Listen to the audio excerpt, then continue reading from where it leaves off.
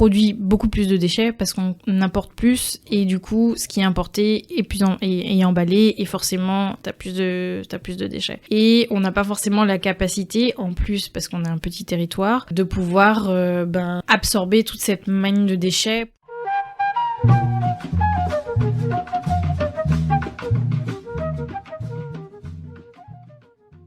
Salut à toi qui écoutes, bienvenue sur Dom Talk Podcast, le podcast Outre-mer. Ici on raconte le parcours de vie des personnes originaires de Guadeloupe, Martinique, La Réunion, Guyane et Mayotte. Nous sommes plus de 2 millions et nous voix compte et j'ai décidé de te les partager. Si mes épisodes te plaisent, je t'invite à les partager autour de toi, à les liker, à les commenter. Pour me soutenir, n'hésite pas à t'abonner à mon Patreon, le lien est en description. Retrouve mon actualité sur Instagram, Dom Talk Podcast, et je te laisse avec l'épisode du jour. Bonjour à tous, aujourd'hui je suis avec Marina Moutou, la créatrice du podcast La Grenouille, un podcast dont l'objectif est de démontrer que le développement durable est possible en Guadeloupe. Comment vas-tu, Marina ? Ça va et toi ? Ça va très bien, Écoute, on est là on est à Paris puisque tu es de passage dans la capitale pour quelques jours et du coup on s'est dit pourquoi pas faire un épisode ensemble et on y est. Donc ça fait plaisir. Marina, je t'ai préparé un petit quiz écolo pour être un peu de la thématique. Donc j'ai 3 petites questions à te poser. Dis-moi, pour faire un Paris-Lille, tu préfères le covoiturage ou le train ? Le train. Le train ? Pourquoi ? Parce que des fois il y a plus d'opportunités, ça va plus vite. Ouais non, le train, parce que je l'ai déjà fait et puis c'est souvent le train. Ouais. Puis on est plus confort et puis t'as pas à parler avec les gens. Ça, c'est pratique. Non, parce que mine de rien, le covoiturage, j'ai toujours eu de super expériences en covoit, mais c'est vrai que l'avantage du train, c'est que tu es sûr que il part normalement. Enfin bon, après tu me dirais, il y a peut-être des grèves de train aussi, mais ça m'est moins arrivé alors que des annulations de covoiturage, oui. Et non, pour le trajet en fait, et puis le train aussi, c'est un moyen de transport qui émet moins de carbone aussi, donc ouais, c'est plus pratique je trouve que le covoit. Si demain tu dois acheter une nouvelle voiture, tu la prendrais électrique ou hybride ? Bon, déjà, j'avoue, j'ai acheté ma première voiture il y a un an, et c'est une hybride. Et au départ, j'étais convaincue qu'il fallait que je prenne une voiture électrique, etc., etc. Finalement, mon choix s'est reporté sur l'hybride parce que, au final, par rapport au débat pro et anti-voiture électrique, mais aussi parce que nous, dans notre contexte insulaire, l'électricité, au final, il est ultra méga carboné, en fait. Donc, voiture hybride, du coup, pour à la fois, t'as l'essence quand même, mais aussi parce que, avec le système, tu peux faire des économies, et du coup, faire des économies d'essence, et puis, etc., etc. Tu préfères devenir végane ou arrêter de prendre l'avion ? Je deviendrai végane. Ok. Non, pourquoi je dis ça ? C'est parce que, alors moi déjà, de toute façon, j'ai réduit drastiquement ma consommation de viande par rapport à des raisons écologiques, mais parce que, en fait, dans notre contexte insulaire, en fait, l'avion, c'est le seul moyen de rejoindre l'Hexagone. Moi, j'ai de la famille dans l'Hexagone, donc je me verrais pas me priver, en fait, pour pouvoir consommer de la viande, d'aller voir ma famille. Donc, je choisirais d'être végane. Et en plus, on a de plus en plus de solutions végétariennes et véganes en Guadeloupe, donc ce serait plus facile, je pense. Quand tu parles de solutions, c'est des produits dans les centres commerciaux ou c'est des initiatives comment ça se manifeste ? Oui, il y a de plus en plus d'initiatives végétariennes et véganes. Donc il y a des structures, des points de restauration qui s'ouvrent dans ce sens-là. On a de plus en plus d'options, même dans les restaurants traditionnels, options végétariennes. Il y a les industriels qui ont compris aussi que c'était une manne et que du coup propose des produits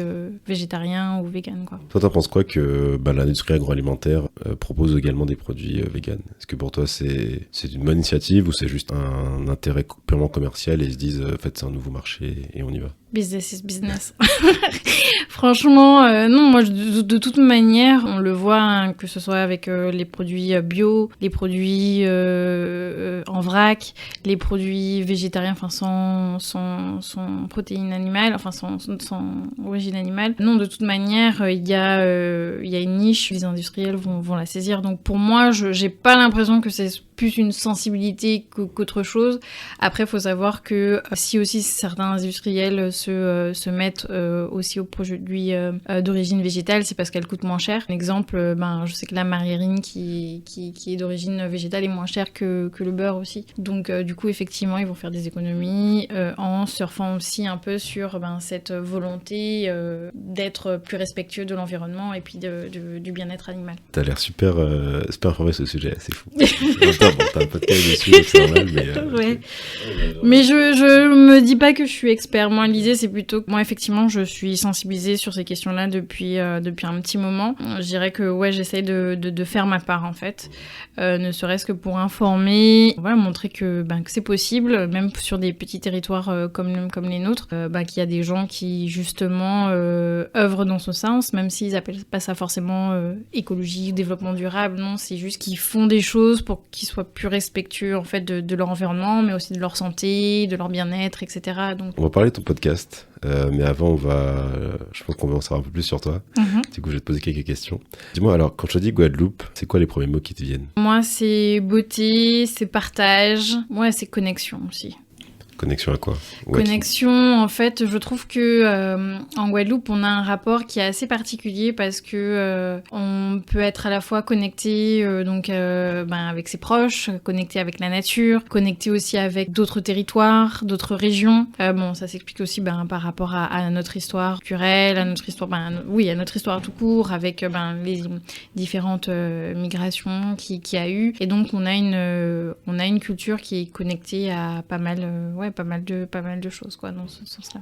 Beauté, c'est par rapport au paysage, j'imagine. Oui, alors moi, j'ai eu l'occasion, et c'est pour ça que je pourrais pas ne pas prendre l'avion, de voyager pas mal. Et en fait, chacun de mes voyages me font réaliser que la Guadeloupe, en fait, il y a tout en Guadeloupe, quoi. En termes de paysage, en termes d'espace, en termes d'espace naturel, les plages, les rivières, les montagnes. Oui, on a une diversité de paysages, de biodiversité qui est assez impressionnant, et c'est pour ça que moi, je trouve qu'on a une île qui est vraiment belle et qu'il faut la préserver au maximum, quoi. Il n'y a aucune destination qui t'a fait dire c'est mieux que c'est mieux qu'en Guadeloupe? Honnêtement, non, parce que à chaque fois, j'ai pu retrouver des choses en me disant « Ah, ça me fait penser à la Guadeloupe ». Après, moi, je pars du principe que chaque territoire a son petit joyau, son petit bijou, et que, voilà, qu'on peut préserver. Mais c'est vrai qu'en Guadeloupe, je trouve qu'il y a un peu se concentrer, on a la chance d'avoir un peu se concentrer de tout sur un petit territoire, quoi. Et donc non, pour l'instant, j'ai pas encore découvert l'île ou le territoire ou le pays qui m'a fait dire « Ah non, on est mieux qu'en Guadeloupe ». Ok, parce que t'es allé où, du coup? En termes de voyage, donc en fait, c'est par rapport quand je suis partie, donc moi j'ai grandi en Guadeloupe, et puis après pour mes études, je suis partie donc à Poitiers et à Bordeaux, et avec ces études, j'ai eu l'opportunité de partir en Argentine. Donc j'ai pu aller en Argentine, ça m'a permis d'aller au Brésil un petit peu. J'ai été, quand j'étais dans mes études, j'ai eu l'occasion de voyager pas mal en Europe, donc tout ce qui est Espagne, Portugal, Italie, j'ai eu l'occasion de faire la Grèce aussi. Avant mes études, j'ai pu partir. J'ai fait pas mal de pays en Europe. J'ai l'opportunité aussi de partir au Japon. C'était vraiment une belle surprise parce que moi, c'est vrai que je suis plus Amérique latine. J'ai pu aller aux États-Unis et puis au Canada. Mais ouais, l'Asie, ça m'avait pas vraiment marqué parce que moi, j'ai pas du tout baigné dans la culture manga, etc. Donc c'est vrai que c'était pas forcément l'Asie, c'était pas forcément un continent qui m'intéressait plus que ça. Puis c'est le hasard qui a fait une amie qui était en année sabbatique et qui m'a dit viens rejoins-moi, et une belle surprise. Et le Japon, ça m'a donné envie d'en savoir plus sur l'Asie, quoi. Qu'est-ce que t'aimes faire en Guadeloupe? J'aime partager des moments avec mes proches, j'aime faire des randos. J'aime aussi aller sur la plage pour passer du bon temps avec des amis. Puis j'aime manger aussi. Ah ouais. J'aime aller découvrir les petites adresses, les bons plans, surtout que depuis quelques années, on a quand même pas mal de points de restauration qui s'ouvrent, qui proposent des choses vraiment excellentes, quoi. Donc souvent, on a parfois des adresses qui s'ouvrent et qui se ferment très rapidement. Là, j'ai l'impression que ça dure aussi dans le temps, donc ça c'est chouette. Tu devais me donner un top 3 de tes plats préférés, ce serait quoi? Ouf. Difficile de faire un choix. Ouais, parce qu'en fait, c'est vrai que j'aime... ceux qui m'écouteront le savent déjà très bien, c'est que moi j'aime bien manger, et puis en plus avec mon compagnon On est un peu un duo de gourmands, quoi. Et c'est pour ça que je trouve ça super, c'est qu'il y a une structure qui s'est montée, donc VG Délices, qui justement propose des plats revisités, sans protéines animales. Donc on peut retrouver des dombrés. Donc moi j'aime beaucoup les dombrés wassou. Là du coup elle propose une option végétarienne, enfin végane. Mais je dirais les dombrés. Qu'est-ce que j'aime aussi? Après c'est pas un plat, mais moi je suis une grande fan du shodo. Qu'est-ce que j'aime? Shodo, chocolat martiniquais, enfin bref, voilà. Et chocolat martiniquais et pain au beurre. Les deux T'es fan des deux? Ouais, je suis fan des deux. Et de toute manière, il y a chacun à son occasion. Oui. Okay. Voilà, tu vois, par exemple, le chocolat martiniquais, ça va être un brunch. Moi, je trouve que c'est sympa, un brunch, etc. Un petit déjeuner le dimanche et tout. Alors que le shodo, ça va être quelque chose d'un peu plus rare qu'on va avoir au baptême, mais qui est super bon aussi, quoi. Et puis le troisième, parce que tu m'en as demandé 3. Pas forcément des plats entiers, mais si t'as... parce que je vais faire honneur à mes origines, du coup, ça va être les crêpes. Okay. Parce que j'ai ma mère qui est bretonne, donc du coup j'aime bien les crêpes, parce qu'en plus on peut faire tout avec les crêpes, on peut mettre tout dedans, donc Je sais qu'il y a, pour les Bretons, il y a un vrai sujet, c'est que, déjà le concept de crêpes salées, ça se dit pas, c'est des galettes, voilà. Mm-hmm. Donc toi tu mets quoi dans ta crêpe du coup? Dans les crêpes sucrées, ça dépend de ce que tu as et puis de ce que tu as envie. Après effectivement pour les galettes, moi je mange plus trop de viande, donc ça va être tout ce qui est à base de légumes ou un peu de poisson, voilà. Et puis pour tout ce qui est crêpes sucrées, ça va être j'aime bien tout ce qui est avec la noix de coco aussi, ou citron, amandes, les amandes aussi, amandes grillées, tout, ou pommes caramélisées, ça c'est pas mal aussi. On s'est parlé un peu avant, tu m'as dit que donc ta mère était bretonne et ton père était indo-antillais. Mm-hmm. Du coup t'as ces deux cultures un peu tu navigues entre ces deux cultures. Quelle place elles ont pour toi dans ton quotidien? Alors effectivement, mes parents en fait se sont rencontrés à Rennes, et donc du coup je suis née de ce métissage. Moi c'est vrai que j'ai grandi, je suis née à Ivry, mais j'ai grandi en Guadeloupe. Je suis partie juste pour mes études, et maintenant je suis retournée chez moi. C'est vrai que moi j'ai plus tendance à me sentir guadeloupéenne et bretonne que indienne. T'expliques ça parce que t'as pas été forcément en contact avec la culture indienne? Non, pas forcément en compte. Alors, un petit peu, mais par rapport à mon quotidien, oui, c'est vrai que de par ma mère, et puis le fait que la moitié de ma famille est en Bretagne, du coup, c'est vrai qu'on a une proximité, en fait, avec la Bretagne qu'avec l'Inde. Est-ce que t'as le drapeau, j'ai pas le nom, mais est-ce que t'as le drapeau breton chez toi aussi ou pas? Pas chez moi, mais chez mes parents, oui. Et oui, ils l'ont. D'accord, ok. Parce qu'à chaque concert, des choses comme ça, on les voit, tu vois. C'est un peu le drapeau algérien aussi qu'on voit partout. Mais c'est bien, moi je trouve ça, je kiffe, tu vois, c'est bien d'être fier de ses origines et tout. Ok, tu parles un peu le breton ou pas? Pas du tout. Pas du tout, ok, d'accord. Pas du tout. Okay.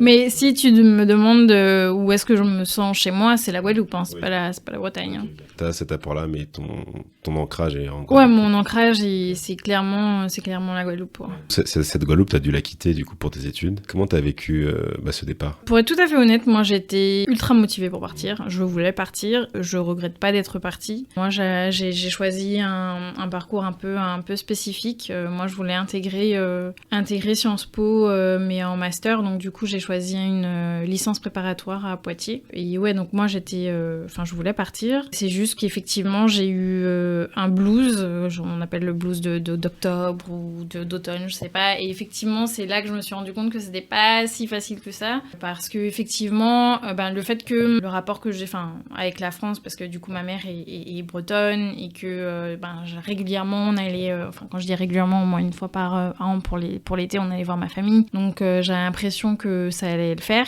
Et au final pas tant que ça, parce que quand tu arrives, déjà tu es seule, donc tu dois te gérer seule. Toi t'es arrivée à Bordeaux ou Poitiers en premier? Non, je suis arrivée à Poitiers. Effectivement c'est un autre contexte, parce que c'est vivre seul, donc se débrouiller seul. Et moi quelque chose qui m'a marqué particulièrement, c'est le fait que les étudiants, en tout cas de ma propos, mais bon, ça se vérifiait parce que Poitiers se vidait le week-end, c'est que les étudiants en fait rentraient chez leurs parents. Et en fait au final les Antillais, on va dire pas les Antillais, les étudiants qui venaient de loin restaient entre ce qu'on peut appeler communauté, quoi. Et à Poitiers, il y avait pas énormément d'Antillais, donc c'est vrai que c'était pas forcément hyper évident. Et puis c'est là où ça me fait sourire parce que je me suis mis à écouter plein de musique, Kalash, Kéro et tout, et c'est vrai que voilà, on s'enferme un peu dans sa petite bulle, et puis après on passe puis tu recherches aussi à trouver des amis entiers, donc du coup tu vas bouger pour retrouver des gens soit sur Paris ou soit ailleurs. Mais globalement, moi je suis contente d'être partie. Après ça a été moins facile que prévu parce que je pensais que ça allait couler de source et en fait pas du tout. Et puis moi j'ai eu de la chance quand même, c'est que j'ai pu être au Crous aussi. Enfin, c'est vrai qu'au niveau de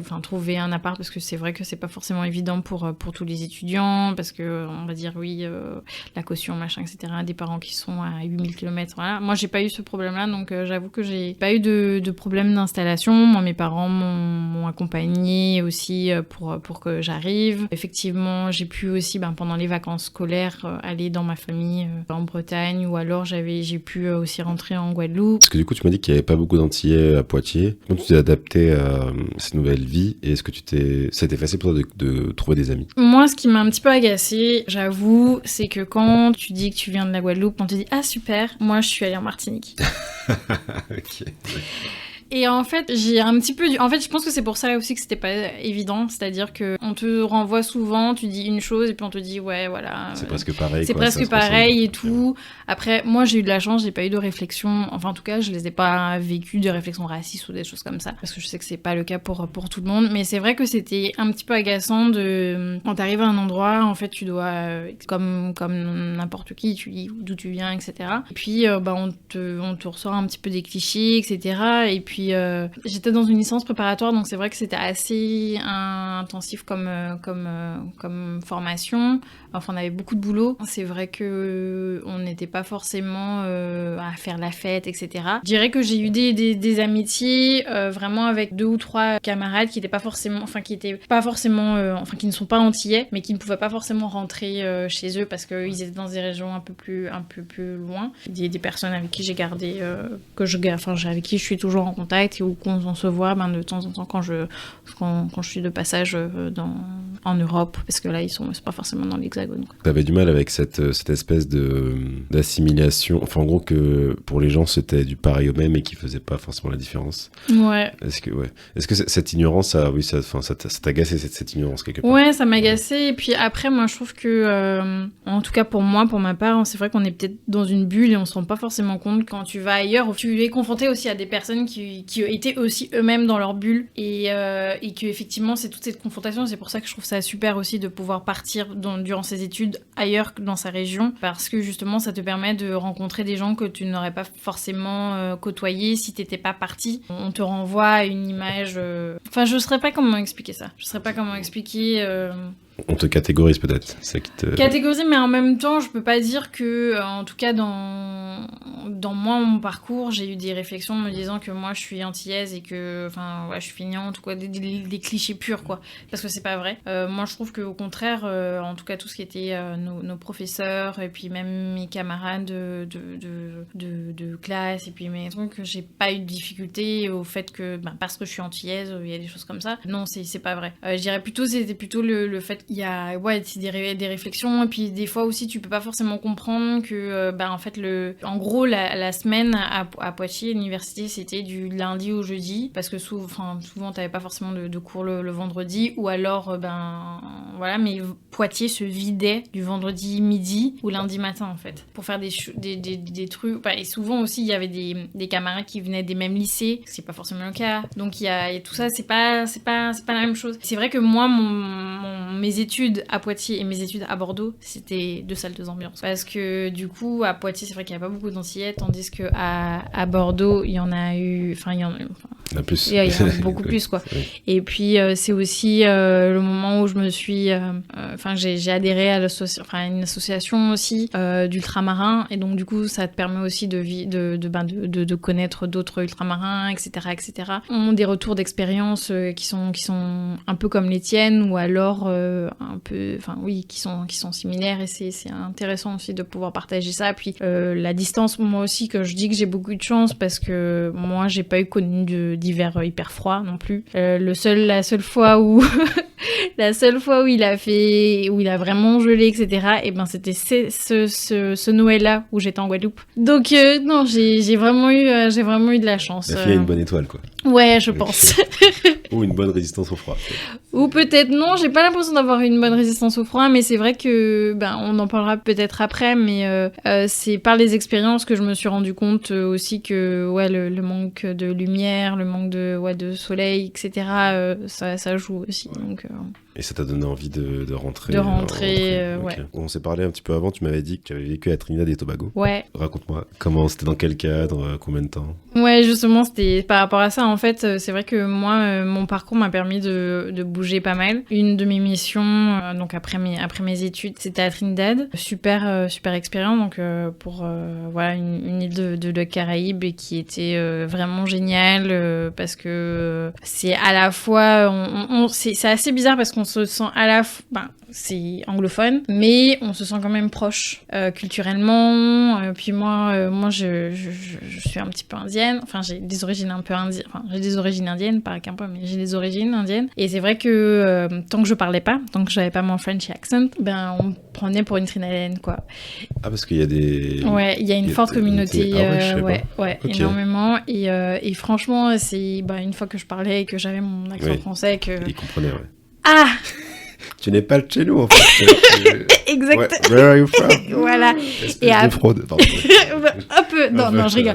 Très sympa. Et en fait, moi aussi, j'ai eu l'agréable surprise aussi de voir comme les gens connaissaient la Guadeloupe et la Martinique. Donc c'était vraiment une expérience. Donc j'ai fait 1 an là-bas. C'était vraiment chouette. J'étais dans une organisation de coopération régionale. Et puis j'ai pu rencontrer à la fois des Trinidadiens, mais aussi des personnes, puisque il y a beaucoup d'organisations régionales, donc beaucoup on va les appeler les expats aussi, qui étaient là, et donc ça m'a permis de rencontrer des gens d'un peu partout du monde entier, en fait. Et c'est vrai que cette expérience a été très riche pour moi, et en fait, une fois que ma mission s'est terminée, moi, à la base, j'ai toujours voulu rentrer en Guadeloupe, pour plusieurs raisons. J'ai une attache, de toute façon, avec la Guadeloupe, mais aussi parce que je m'étais dit, comme j'ai eu une bourse d'excellence dans le cadre du bac, de mes résultats au bac, je me suis toujours dit, un jour je vais rendre ce qui m'a été donné, entre guillemets. Et c'est vrai que j'ai eu des expériences aussi en Guadeloupe de stage, notamment dans un institut de coopération, où j'ai travaillé sur des thématiques environnementales, et j'ai vu tout le potentiel que la Guadeloupe pouvait faire sur ces questions-là. Et je me suis dit, à un moment donné, je reviendrai pour mettre au service mes compétences, quoi. Mais Trinidad, ça a été vraiment le déclic, c'est maintenant. C'est-à-dire que avec mon compagnon, on avait effectivement le projet de rentrer en Guadeloupe, mais pas forcément tout de suite. Et en fait, en 2019, je lui ai dit un peu, moi je repars pas. Je repars pas, parce qu'en fait, la mission, c'était en lien avec le conseil régional de Guadeloupe. Donc c'est grâce à ce dispositif que j'ai pu partir. Tu travaillais dans quoi? C'était quoi ton poste? J'étais donc chargée d'appui de la conseillère politique de l'AEC, donc l'Association des États de la Caraïbe. Et c'était un dispositif de la région Guadeloupe qui en fait envoyait des personnes. Donc là, cette année, on était 2 pendant 1 an pour justement travailler sur les relations Guadeloupe avec cette organisation. Et donc du coup, je revenais en Guadeloupe, et à la base, j'étais censée du coup retrouver un boulot peut-être dans l'Hexagone ou ailleurs. Mais là, quand je suis rentrée en Guadeloupe, je lui ai dit du coup à mon compagnon, non, là je peux pas remettre de pull. Ouais. C'est texto ce qu'elle lui a envoyé. Je ne sais plus, mais voilà, à peu près, voilà. Et c'est vrai que moi, j'ai un profil qui permet aussi de pouvoir m'adapter sur pas mal de missions. Donc c'est vrai que j'avais la possibilité de rester chez mes parents. Donc je me suis dit, en fait, je le fais maintenant parce que tant que je suis seule non, sans enfant, je veux dire, pas avec, j'avais mon compagnon, mais je le fais maintenant parce que moi, je me dis que j'aurais essayé. Parce que je sais que c'est galère pour entrer sur nos territoires. territoire. Et moi, je me dis, là, en fait, j'ai la possibilité de rester chez mes parents un moment, le temps de trouver quelque chose. Je sais pas, d'enfants à nourrir, etc. Donc, pour l'instant, je peux essayer d'accomplir mon objectif qui était de faire ma part pour mon territoire. Est-ce que tu dirais que quelque part, ton podcast, c'est aussi une pierre à cet édifice, en tout cas, ce que tu veux rendre à ton territoire? Oui, clairement, parce que je pense que, justement, comme je disais, pour moi, on a un territoire qui est magnifique et qui a autant d'opportunités que de menaces, en fait. Et donc, l'idée, c'était de pouvoir montrer que c'est un sujet le développement durable, en fait, même si on l'appelle pas forcément développement durable, on a tout intérêt à œuvrer pour un développement qui soit plus juste et plus respectueux des individus et de l'environnement. Et donc, oui, le podcast, c'est aussi pour travailler sur, informer et puis échanger sur différentes thématiques, et puis valoriser les initiatives locales, quoi. Comment ça t'est venu de lancer ce podcast? En fait, moi, je suis une grande consommatrice de podcasts, déjà. C'est des dispositifs que j'ai découverts quand j'étais dans l'Hexagone. En fait, c'est une autre source d'information qui est assez libre et puis qui est pratique parce que, justement, tu peux l'écouter quand tu veux, quand tu peux, où tu veux, quoi. Et moi, je trouvais que ce format-là, il était intéressant parce que c'est un format qui est assez libre. Justement, tu as la possibilité de faire soit des petits épisodes ou alors des longs épisodes en fonction de ce que tu souhaites. Et puis, je trouvais que c'était aussi quelque chose d'un peu différent puisque c'est un sujet, le développement durable, qu'on ne traite pas forcément, en tout cas pas sous la forme de podcast. En tout cas, au moment où j'ai lancé le projet. Maintenant, je suis contente parce qu'il y a plusieurs initiatives de podcasts qui se sont lancées et qui traitent aussi de la transition écologique et énergétique. Donc voilà. Mais l'idée, c'était vraiment de pouvoir montrer que c'est possible. Comment ça s'est passé le lancement du podcast? Donc ça fait maintenant plus d'un an et demi, puisque ma première interview, je l'ai faite, il me semble, c'était en décembre 2021, même si après j'ai commencé à publier en mars-avril. Et comment ça s'est passé? Parler en fait avec les personnes que je voulais interviewer pour savoir si c'était quelque chose qui pouvait les intéresser. Puis après, donc, c'est les rencontrer, discuter avec eux, faire les interviews. Ensuite, c'est le montage. Puis après, c'est la diffusion. Et puis voilà, après, on essaie de faire connaître les épisodes donc à travers les réseaux sociaux. Donc Instagram, Facebook et puis WhatsApp aussi. Voilà, pour montrer que ça existe.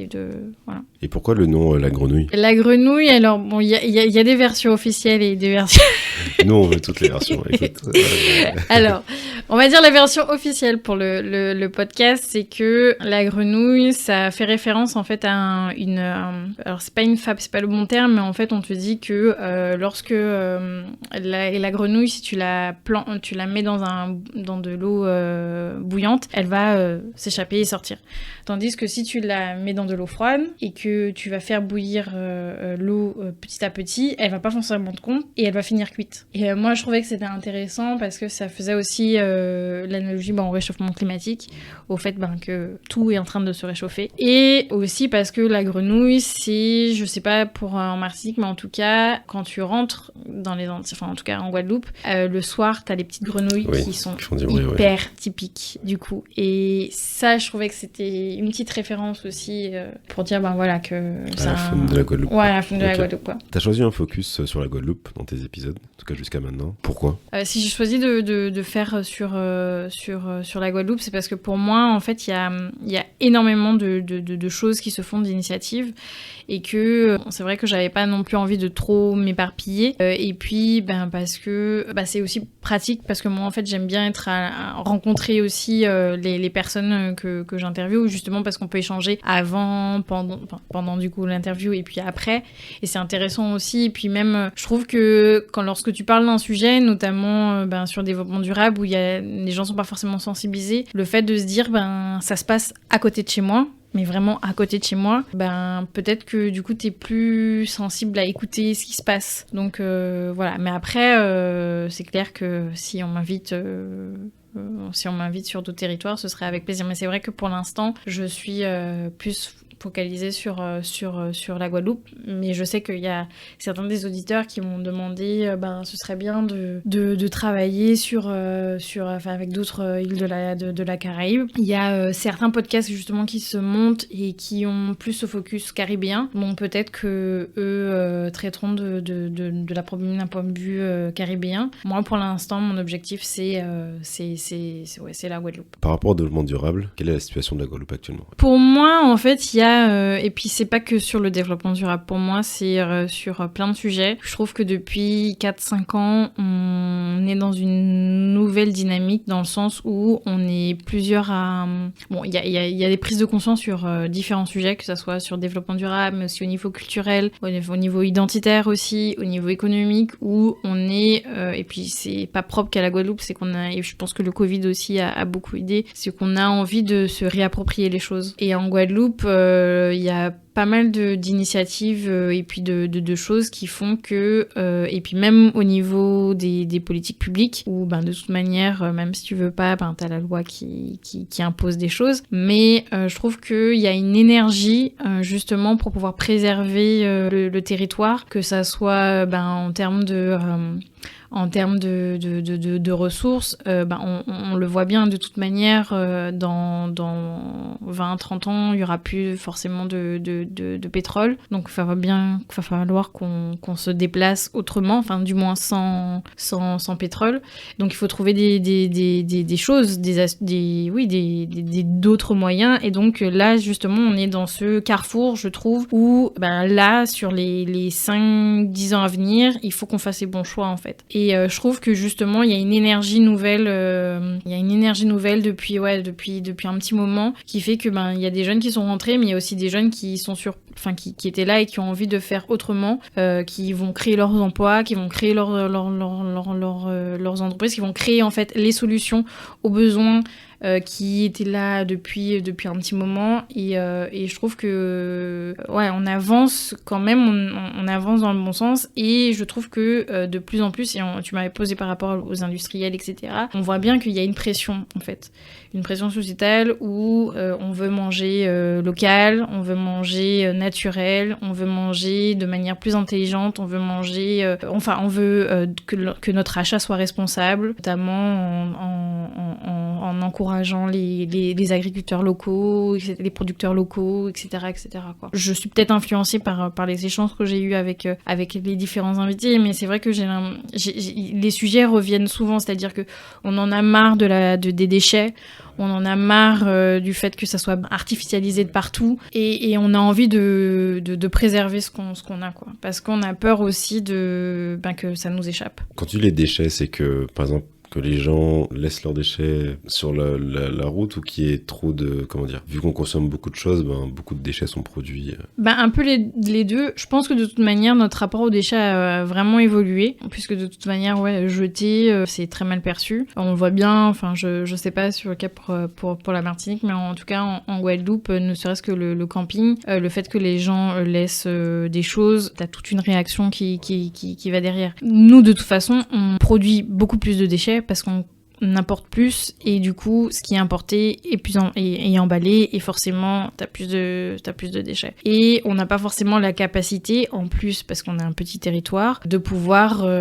absorber toute cette manne de déchets pour soit le réutiliser, que nous on a un système, et puis depuis quelques années on a des déchetteries, on a ça fait plus que quelques années, mais il y a quand même un système qui commence à mettre ça en place, mais c'est vrai qu'il y a une grande partie des déchets qui ne sont pas absorbés, quoi. Donc forcément, ils se retrouvent bien quelque part. Mais il y a une prise de conscience. Avant, je pense qu'il y a 10-15 ans, on s'imaginait pas faire des clean-up sur les plages. Maintenant, il y a des initiatives justement pour pouvoir nettoyer ton coin de plage, parce que tu sais que ce déchet-là, il va rester là, mais déjà c'est une pollution visuelle, mais c'est aussi une pollution sur des années. Et puis nous, notre rapport rapport avec la pollution, notamment des sols, par rapport au chlordécone, etc. Ça joue aussi. Et puis on a bien conscience, et je pense qu'on a une vraie sensibilisation qui s'est menée depuis des années en disant que ton plastique, ton mégot, etc., ça met des années et des années avant de pouvoir d'être complètement détruit, dissous, quoi. Qu'est-ce que le podcast t'a appris ? Le podcast, ça m'a appris énormément de choses dans le sens où moi, c'est pas du tout ce que j'ai fait. Je suis pas ingénieur son, je suis pas community manager, etc. Donc ça m'a apporté quand même pas mal de choses en ce sens. Ce que ça m'a apporté aussi, c'est le fait de rencontrer des personnes qui œuvrent chaque jour pour un développement plus respectueux. Des gens qui œuvrent justement pour que la Guadeloupe de demain soit mieux en fait, soit dans le sens où elle soit plus propre, elle soit plus bienveillante aussi, qu'on puisse aussi dépasser certains clichés, qu'on puisse montrer que c'est possible quoi. Et c'est vrai que on en a parlé un petit peu avant, mais moi je trouve que cette belle énergie justement qui monte en place et qui fait dépasser certains obstacles et certains aussi obstacles mentaux. Je pensais à quelque chose. Souvent on disait que les Antillais ils se mettent des bâtons dans les roues, des choses comme ça. Et moi je trouve qu'au contraire on est plus dans l'entraide, dans la solidarité, dans le sens où on a bien vu ce qui s'est passé avec les différents événements, Covid, il y a eu Fiona pour nous. On a bien vu que il y a des systèmes qui se sont mis en place pour pouvoir aider les gens. Et puis voilà, je pense que on a cette énergie qui montre que non, on n'est pas des simples qui travaillons pas. Moi, je trouve que ça, justement, je trouve qu'en Guadeloupe, on travaille énorme dans le sens où il y a du boulot. C'est vrai que il y a aussi du boulot pour tout le monde. C'est juste qu'effectivement, il faut peut-être oser et puis justement sortir un peu de ces schémas un peu négatifs en disant je vais pas réussir parce qu'on va me mettre des bâtons dans les roues, parce que un tel va voilà. Alors qu'au contraire je trouve que et ça se montre aussi avec certains espaces où on voit que les jeunes essaient de s'entraider. On a par exemple c'était assez marrant une business shower qui a été montée, alors je suis désolée, je me souviens plus du nom de la structure, mais business shower où en fait c'est un endroit où du coup il y a une initiative de covoiturage qui vient de monter, et en fait c'est des entrepreneurs qui vont aider de jeunes entrepreneurs à se développer quoi. Et donc ça va être pas forcément que financier, ça peut être aussi des conseils pratiques ou dire voilà, là moi j'ai fait ça, des retours d'expérience mais qui peuvent être très utiles en disant peut-être que le contact là n'était pas forcément le bon, mais si tu vas vers ce contact là et je trouve que pour moi je me souviens plus de ta question initiale, mais je pense que j'ai répondu après avec plusieurs digressions. Mais pour moi, il y a quelque chose qui se passe en ce moment et il faut qu'on s'en saisisse.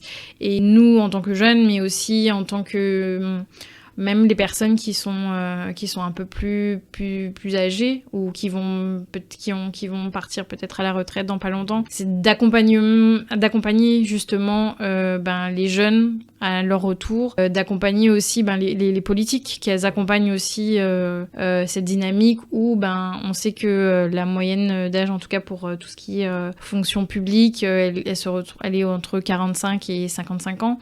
Donc ça veut dire qu'il va bientôt avoir un départ, il va avoir des départs à la retraite. Et donc il faut préparer ça quoi. Quand t'es rentré au pays, en tout cas quand t'as décidé de pas partir, comment ça s'est passé pour toi ta recherche d'emploi ? En gros, quand je suis rentrée de Trinidad, j'ai postulé, etc.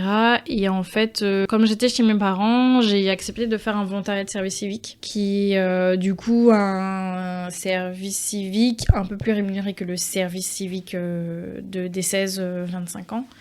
Et donc moi j'ai eu la possibilité de faire un service civique dans une structure institutionnelle pendant 1 an, parce que après j'ai choisi de ne pas, parce que normalement c'est 2 ans, j'ai choisi de ne faire qu'1 an pour justement pouvoir me consacrer après à une recherche d'un vrai job. Mais l'idée en fait c'était pour moi de rentrer en Guadeloupe, d'intégrer en fait une structure pour me faire connaître, ou pour mieux faire connaître parce que j'avais fait des stages déjà auparavant. Et puis de me montrer aussi ce que je vaux. Puis de me rendre compte aussi que les clichés ont encore la vie dure, y compris par rapport à des personnes qui étaient dans ces structures-là et qui avaient peur, en fait, pour moi, que je ne trouve pas de job d'emploi, parce que c'est compliqué, parce que j'ai pas passé de concours, parce que. Et en fait, j'ai pu démontrer que, non, en fait, j'ai trouvé un emploi juste un mois après, avoir terminé mon service civique. Et puis je continue à trouver, parce que moi, mon profil, c'est que je suis spécialisée en gestion de projet, donc du coup, ça me permet d'évoluer sur différentes missions. Depuis que je suis en Guadeloupe, c'est ma 3e, 4e mission. Donc voilà, donc moi, ma recherche d'emploi, ça s'est fait par le réseau aussi, c'est-à-dire que j'ai contacté en fait directement les personnes au niveau des offres d'emploi. En fait, t'as souvent des adresses, en fait, des contacts, et donc du coup, j'ai pas hésité à appeler, donc j'ai pu trouver comme ça. Après, pour mon premier poste où j'étais fière parce que je payais enfin des impôts, on m'a envoyé l'offre d'emploi, donc j'ai pu postuler, et puis voilà. Et puis pareil pour la mission que j'occupe actuellement, on m'avait envoyé aussi l'offre d'emploi, j'ai postulé, et puis j'ai été retenue. Donc c'est pour ça que j'insiste vraiment sur l'utilité du réseau, et je pense que nous, on n'est pas forcément acculturés à ça. C'est pas le fait de demander, c'est pas quelque chose je sais pas comment l'exprimer, mais pour moi, qui ne demande rien n'a rien. Et c'est pas parce que tu demandes conseil que alors l'expression lécher le bot n'est pas forcément appropriée, mais que tu devrais être devable, ou que je sais pas comment expliquer ça, mais c'est pas parce que tu demandes quelque chose que tu vas mal être perçu, ou pas sentir abaissé. Ouais, au contraire, moi je trouve que et puis ça, après peut-être que c'est le fait que j'étais à Sciences Po, où justement t'as cette culture un peu de réseau, où on te dit de ne pas hésiter à contacter des gens sur LinkedIn, à leur demander qu'est-ce qu'ils font, comment ils ont fait pour en arriver là, etc. Ouais, faut pas avoir peur de demander, faut oser. Et puis des fois, même si la personne ne va pas te trouver de poste tout de suite, ou de près, elle va peut-être penser à toi à un autre moment, mais elle pourra penser à toi que si tu as fait la démarche d'aller vers elle, quoi. Et donc faut vraiment pas hésiter justement à cultiver cette logique de réseau. Et pareil, dès que tu as une offre d'emploi, ou de stage, ou de volontariat de service civique, etc., ne pas non plus hésiter à le diffuser sur les réseaux. Et ça, je pense que c'est quelque chose qui m'a beaucoup marqué dans la structure institutionnelle où j'étais. En fait, on a énormément de volontariat, de volontariat de service civique qui sont pas forcément occupés par des résidents guadeloupéens, ou des résidents. Et du coup, parce que c'est vrai que un service civique, une fois qu'il a terminé, il publie l'offre sur le réseau de son école, et donc du coup, tous les gens dans son école ont accès à cette information. Ce qui est pas forcément le cas en Guadeloupe, et donc du coup, c'est clair que tu vas voir moins d'offres, moins de candidatures de Guadeloupéens, quoi.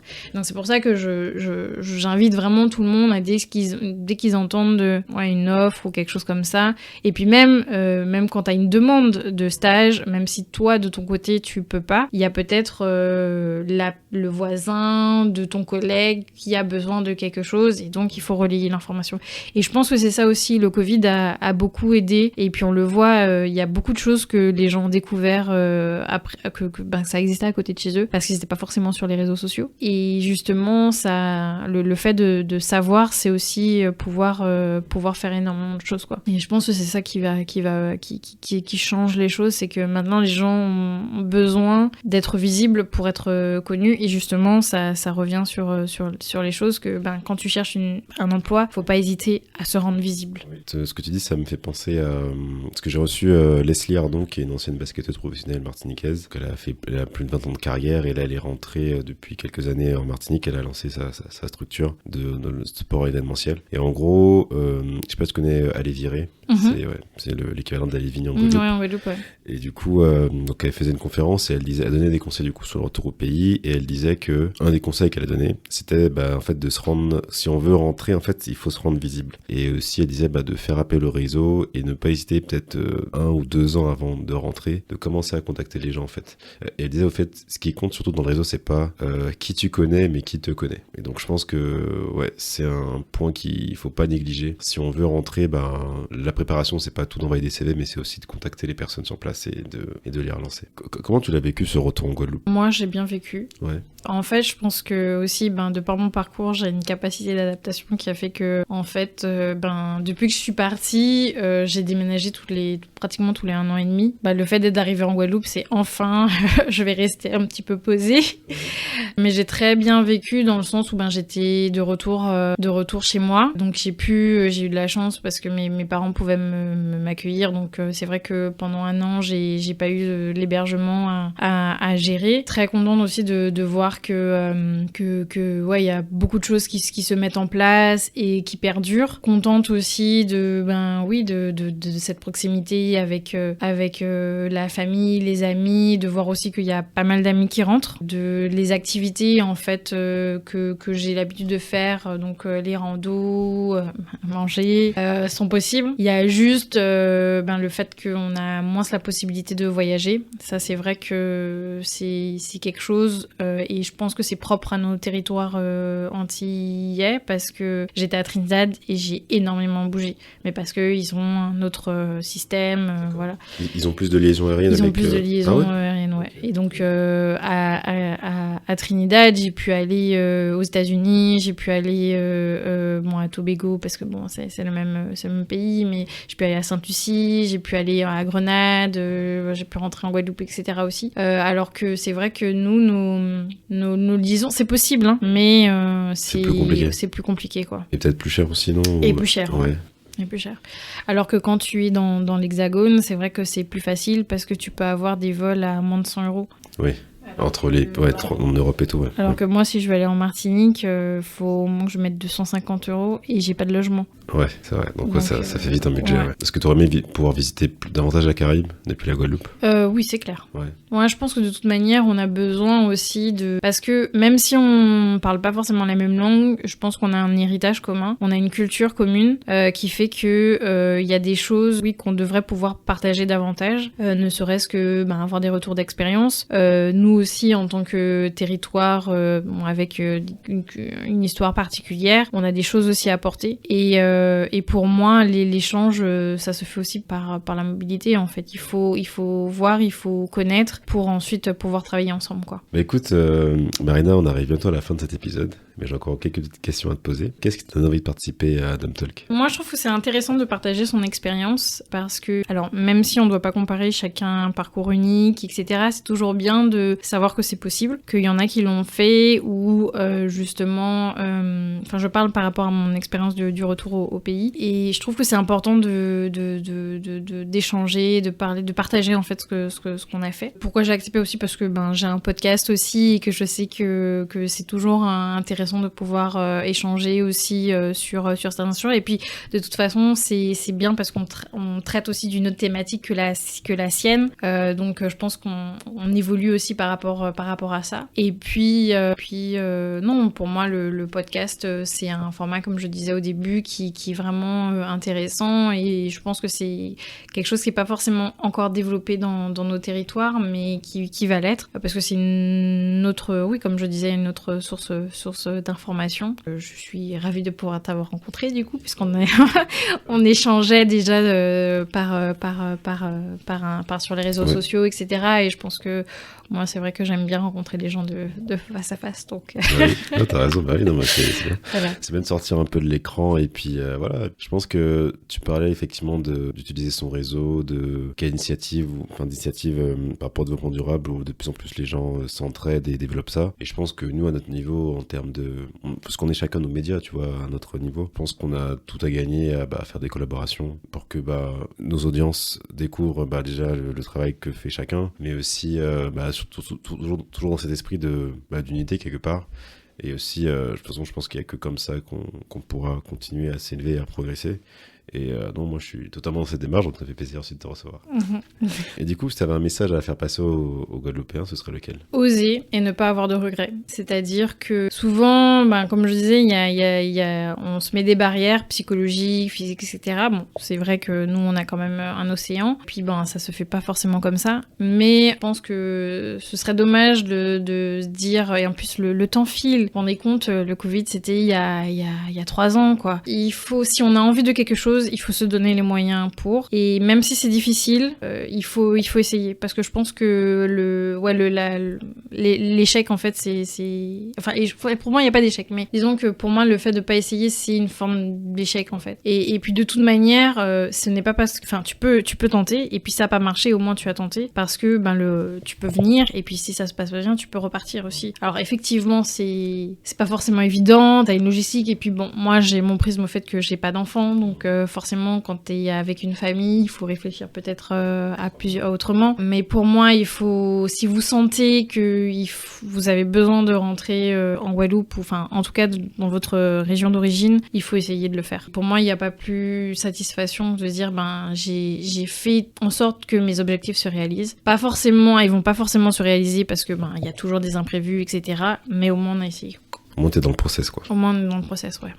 Est-ce qu'il y a des sujets sur lesquels je t'ai pas emmené? Des choses que t'aurais voulu évoquer que je t'ai pas posé de questions dessus? Non, tes questions étaient très bien amenées, donc on a pu parler de pas mal de choses en peu de temps, donc non, pour moi c'était très bien. Je te remercie Mariana pour ta participation. Merci à toi. Je vous invite à retrouver son podcast La Grenouille sur toutes les plateformes d'écoute. C'est un podcast qui traite de développement durable en Guadeloupe. Donc elle va vraiment interviewer du coup les acteurs de ce secteur-là sur le territoire et sur différentes thématiques, le transport, l'énergie, la production locale. On parle de covoiturage, de planter local, manger local. Et donc c'est super intéressant, donc allez checker ça. Je vous dis à bientôt pour un nouvel épisode. Je vous remercie d'avoir écouté celui-ci. Retrouvez-moi sur toutes les plateformes d'écoute et sur Instagram, Dumtalk Podcast. À bientôt.